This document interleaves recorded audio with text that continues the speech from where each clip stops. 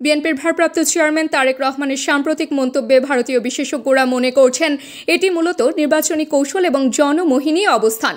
তিনি বিবিসিকে দেওয়া সাক্ষাৎকারে বলেছেন, বাংলাদেশের স্বার্থই হবে তার একমাত্র অগ্রাধিকার। তিনি পানির ন্যায্য হিস্সা চান, সীমান্তে আরেক ফেলানির মতো ঘটনা দেখতে চান না এবং শেখ হাসিনাকে ভারতে আশ্রয় দেওয়ার প্রসঙ্গে মন্তব্য করেছেন যে এতে যদি ভারত বাংলাদেশের মানুষের বিরাগ ভাজন হয় তবে সেটি তাদের সিদ্ধান্ত। মূল লক্ষ্য অবশ্যই আমি আমার পানির হিস্সা চাই। অবশ্যই আমি দেখতে চাই না যে আরেক ফেলানি ঝুলে আছে। অবশ্যই আমরা এটা মেনে নিব না। ফেলানি হত্যাকাণ্ডের মাধ্যমে আমি বুঝাতে চেয়েছি যে আমার মানুষের উপরে আঘাত আসলে অবশ্যই সেই আঘাতকে এভাবে আমি মেনে নিব।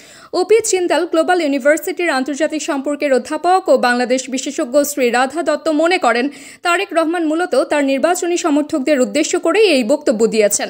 1971 সালের মুক্তিযুদ্ধে অংশ নেওয়া অবসরপ্রাপ্ত লেফটেন্যান্ট জেনারেল উৎপল ভট্টাচার্য স্মরণ করিয়ে দেন, খালেদা জিয়ার শাসন আমলেও ভারত বাংলাদেশ সম্পর্ক খুব উষ্ণ ছিল না, আবার খুব খারাপও ছিল না। ভারতীয় বিশ্লেষক সুমিত দত্ত মজুমদার বলেন, তিস্তা চুক্তির সুযোগ এখনও রয়েছে এবং আলোচনার মাধ্যমে সমাধান সম্ভব। তবে ভারতের জন্য বড় প্রশ্ন হলো, তারেক রহমান ও বিএনপির কট্টরপন্থীদের সঙ্গে সম্পর্ক কেমন হবে।